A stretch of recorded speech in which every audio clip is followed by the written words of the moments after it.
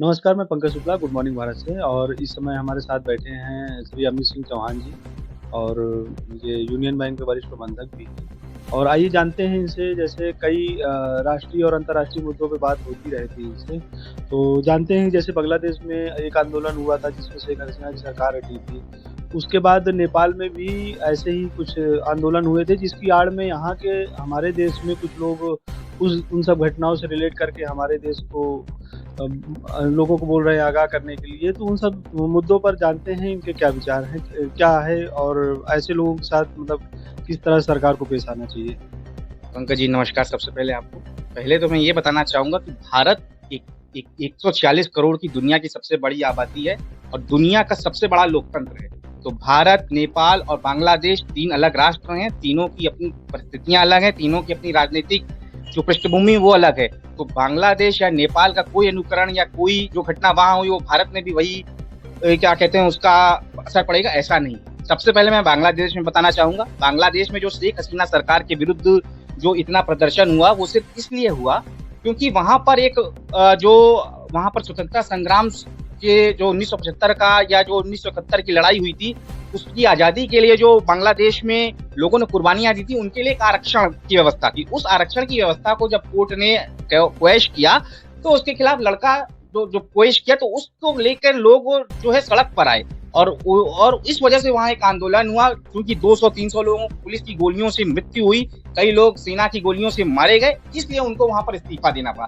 अब रही बात अगर हम नेपाल की बात करें तो जो नेपाल की बात है, नेपाल में भी सरकार के खिलाफ भ्रष्टाचार के आरोप थे। नेपाल में नेपोटिज्म की बात थी, भाई भतीजावाद की बात थी, करप्शन की बात थी, भ्रष्टाचार की बात थी और लगातार जो एक पीसफुल प्रोटेस्ट वहां पर चल रहा था। लेकिन उस पीसफुल प्रोटेस्ट में जब इन्होंने सोशल मीडिया पर बैन किया, सरकार ने दमनकारी नीतियां अपनाना चालू किया, आर्म्ड पुलिस फोर्स और पुलिस की गोलियों से प्रदर्शनकारियों को चलना चाहा, तो जब 30-40 लोगों की मृत्यु हो गई तो जो जेड प्रोटेस्ट था, जेड कहते हैं जो 25 साल तक के लोग नेपाल में बहुत अधिक आबादी में है और मैं यहाँ आंकड़ा देना चाहूंगा कि भारत में 35% लोग ही सोशल मीडिया अकाउंट यूज करते हैं, लेकिन आपको जान के आश्चर्य होगा कि नेपाल में 40% जनता सोशल मीडिया पर है। तो जब जेड जो कि एक पीसफुल प्रोटेस्ट चल रहा था, जब गोलियां चलाना और वहां की हिंदू विरोधी सरकार, जैसा कि कहा जाता है कि वहां पर एक हिंदू विरोधी सरकार थी, तो उसने दमनकारी नीतियों को अपनाना शुरू किया।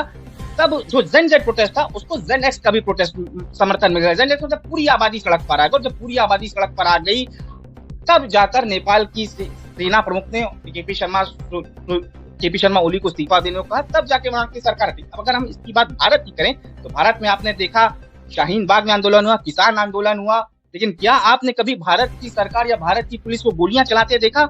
हमारे यहाँ प्रधानमंत्री नरेंद्र मोदी जब से आए हुए हैं, मैं सिर्फ उस कालखंड को हम देखें तो भाई भतीजावाद को छोड़ दीजिए, जैसा कि मीडिया में आया है कि आप अपने ओएसडी, अपने पर्सनल सेक्रेटरी भी आप अपने परिचित को नहीं रख सकते, सब कुछ ट्रांसपेरेंट है, सब कुछ एकदम जिसे कहा जाए ऑनलाइन आप एक्सेस कर सकते हैं। तो भारत में ना करप्शन का कोई ऐसा भ्रष्टाचार के आरोप लगे हैं, ना भारत में कोई ऐसा भाई भतीजावाद है कि चूंकि किसी बांग्लादेश या नेपाल में कोई एक आंदोलन हो गया तो उसकी रेप्लिका भारत में हो जाएगी, ऐसा हम नहीं समझ सकते। क्योंकि हम 140 करोड़ की आबादी, हमारे लोकतंत्र की यही खूबसूरती है कि यहाँ आप भारत के प्रधानमंत्री के विरुद्ध भी आप देखिए, ध्रुव राठी बोलते हैं, तमाम ऑनलाइन ब्लॉगर्स हैं, तमाम सोशल मीडिया भारत के प्रधानमंत्री के खिलाफ निजी टिप्पणियां की जाती हैं।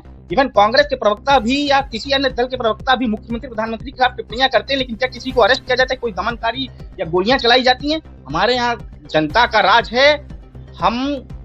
हम लोग कानून व्यवस्था और हम लोग क्या कहते हैं संविधान पर भरोसा रखने वाले लोग हैं। तो भारत की जो 150 करोड़ की आबादी है ये लोकतंत्र में भरोसा रखती है। यहाँ कोई अगर ये सोचे कि हम किसी प्रकार का आंदोलन खड़ा करके हम लोगों को बरगला लेंगे तो ऐसा संभव नहीं है। और हमारा लॉ एंड ऑर्डर भी एक मजबूत लॉ एंड ऑर्डर है। हम 20 लाख की पैरामिलिट्री मेंटेन करते हैं, हम 15 लाख की सेना मेंटेन करते हैं, हम 25 लाख की पुलिस बल पूरे देश भर में मौजूद है। तो हम जहां जरूरत है वहां ही सिर्फ बल का प्रयोग करते हैं, लेकिन यहाँ पर सिर्फ सरकार का विरोध करने पर हम दमनकारी नीतियां का इस्तेमाल कर लें, ऐसा बिल्कुल नहीं।